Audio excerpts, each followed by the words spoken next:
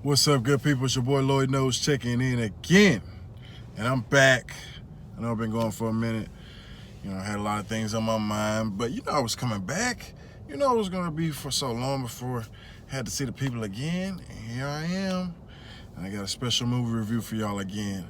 Yes. Listen, I've been waiting on this movie for so long. For so long, man. Since 2019 when I first heard they were making it.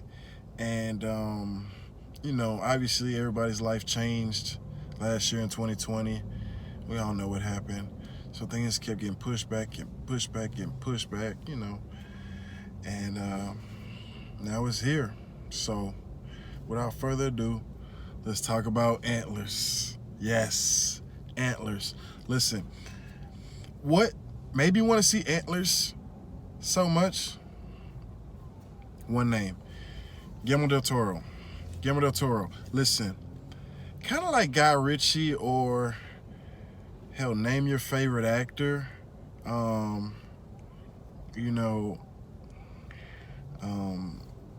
trying to think of some people. There's a lot of great actors in Hollywood, but I'm drawing a blank right now. And for the sake of time, Ridley Scott. There's a lot of great actors out there, man. I don't really feel like, Brian De Palma. There's a lot of great actors out there, all right? Michael Bay. But for the sake of time, when you hear some actor's name, you're like, okay, gotta see it. Like Guy Ritchie, gotta see it. Guillermo del Toro, gotta see it. Some actors, you have that with actors too. Like, hey, if the actor's in the movie, I gotta see it. Oh, such in the movie, definitely must see. But same thing with, directors, writers, producers. If they're a part of it, gotta see it. And when Guillermo del Toro is part of it and it's a horror movie, it's a must-see, right? Everybody knows that. This dude is great at what he does. Whether it's costume designing, whether it's directing, whether it's producing, the dude can do it all, especially when it comes to horror and, just making crazy creatures. This dude is the best at it in Hollywood, or one of the best, And so he does it all. He does costume designing, he does writing, directing. He does it all, man. And even though he didn't direct this movie, Scott Cooper, who is also another good actor, good director. He did Hostels, he did Black Mass, he did a few other things, but for sure those, to name the two. But, when people are part of that, you're like, I gotta see it, right? And so I knew Guillermo del Toro was gonna be part of it, producing it, whether it's producing or directing it, I gotta see it. And let me tell you, wasn't bad. It wasn't bad. It wasn't bad. Listen, it's been 2 years in the making. It was supposed to come out last year. Who knows how many times they've rewritten this movie, but this is what we have. And let's talk about it.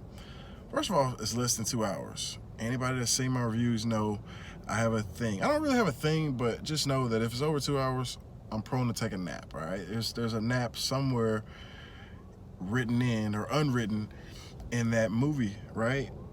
And so I didn't take a nap. I wanted to so bad because, again, it's not because the movie's boring or it's because, I'm not entertained. No, it's because it's dark, it's sometimes cold. Probably just ate something that's not healthy for you, that's probably going to make you go to sleep faster. So all those things draw you to the conclusion of you wanting to go to sleep, right? And so the fact of the matter is, and you're in a lounge chair, by the way, these things all contribute to you going to sleep and then paying your money to go see the movie again because you didn't get to see it the first time, right? Amongst other things, it's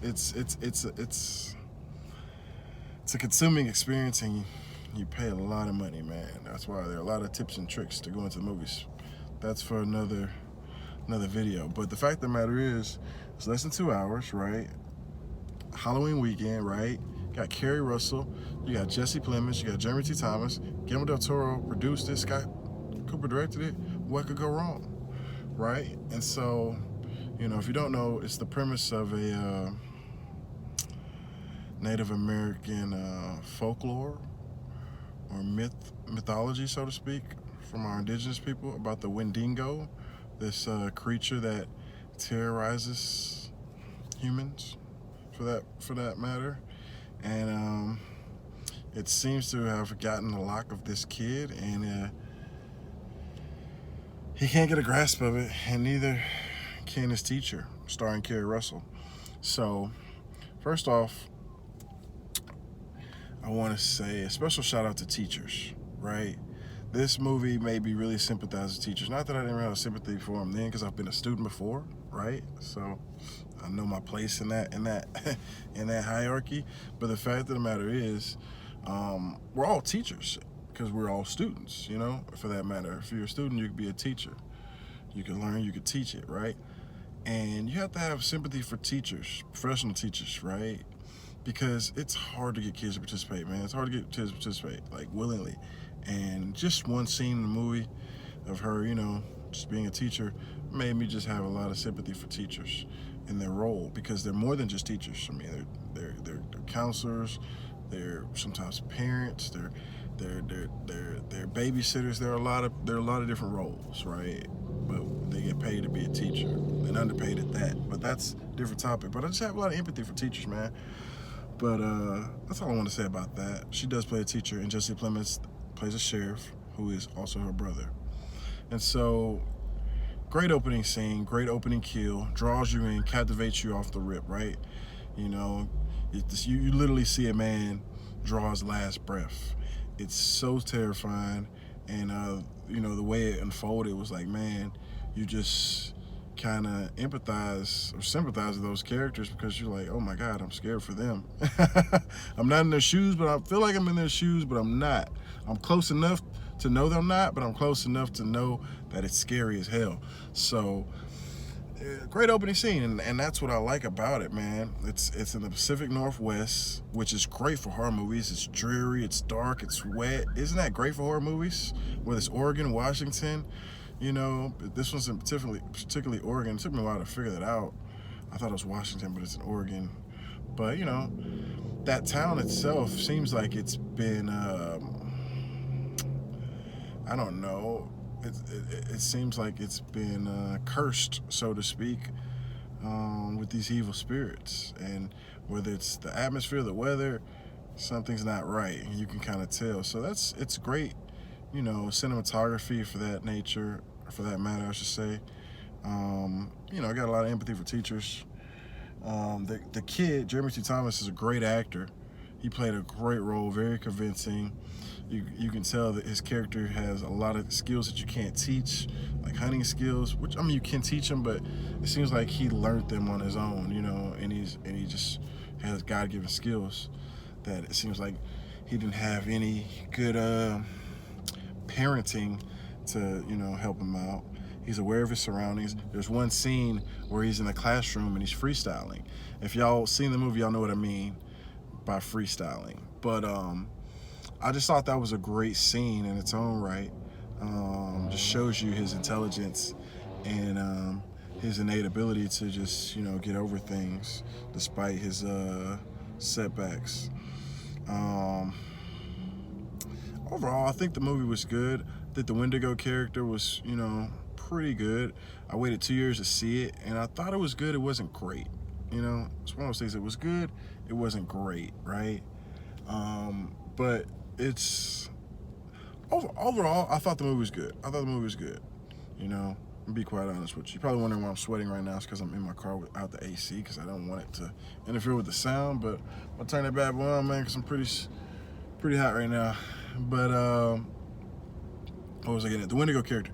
Yeah, man, the Wendigo, you know, I waited 2 years for it.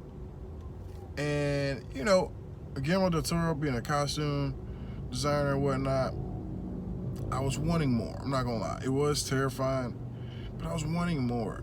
And the movie has some timeline issues. Like, again, the opening scene was great, right? It captivated me. It made me, it sold me on it, right?